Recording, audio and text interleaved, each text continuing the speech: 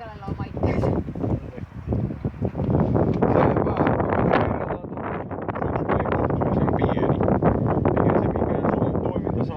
Mutta se toimii tasaisesti vähän joka osa-alueella, että kun ottaa huomioon, että se ei ole taistelua oikeastaan minkään vertaisessa koirassa, niin sitä on sitten sitä toimintakykyä pikkusen. Terävyys +1A, pieni ilman jäljelle jäävää hyökkäyshalua. Mennään vihdoin siinä hyvän matkaa, sitten sieltä rupesi tulee vähän ilmoitushaukkuja, ja sitten kun oli melkein iholla, niin sitten rupesi kuuluu jos murinaa, että pidä pois kyntös, eli sitten saa sen ykkösen A sillä hyvällä. Puolustushalu +1 pieni, kyllähän se sieltä kerran tuli takaa ja käski painua pois. Tosin se sitten lopahti siihen, mutta kyllä silläkin jo pieneen pääsi. Ja nämä kaikki on myöskin tietysti siinä vähän niin kuin osoituksena sitten toimintakyvystä, mikä tietysti kelkalla näkyy, että väänsi itsensä sieltä sun takaas. Melko nopeasti kuitenkin ja pimeässäkin mennä hessutteli, kun pääsi ensin ovelta liikkeelle.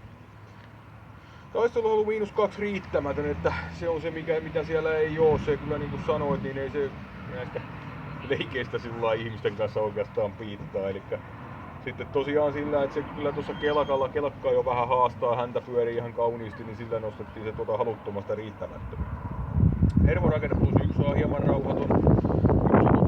Tosiaan kantti, että se sielläkin nousta vielä aika myöhään ihmistä vastaan ja sitten sieltä taas toisaalta niin ne hyökkäysosiot se nollaa aika nopeasti ja oikeastaan kaikkikin osiot.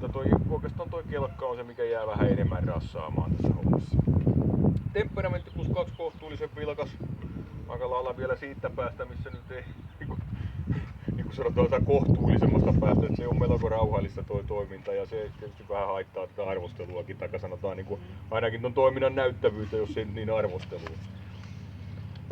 Kovuus +1 hieman pehmeä, jää pikkusen mieleen, täytyy vähän kierrellä kulmaa ja vähän arkailla paikkoja, missä on isompia ihmeitä tapahtunut. Hyvä tahtoinen luokse päästävä avoin, eihän se nyt niin kuin sillai kontaktiin pyri, mutta ei sillä sitä vastaankaan mitään. Että kyllä sitä saa rapsutella leuan alta, kun vaan rapsuttelee ja jaksaa niin kauan houkutella, että se leuka tulee riittävän lähelle. Laukauspelottomuus, laukaus kokematon ja tästä tulee sitten 115 pistettä yhteensä. Hyvä.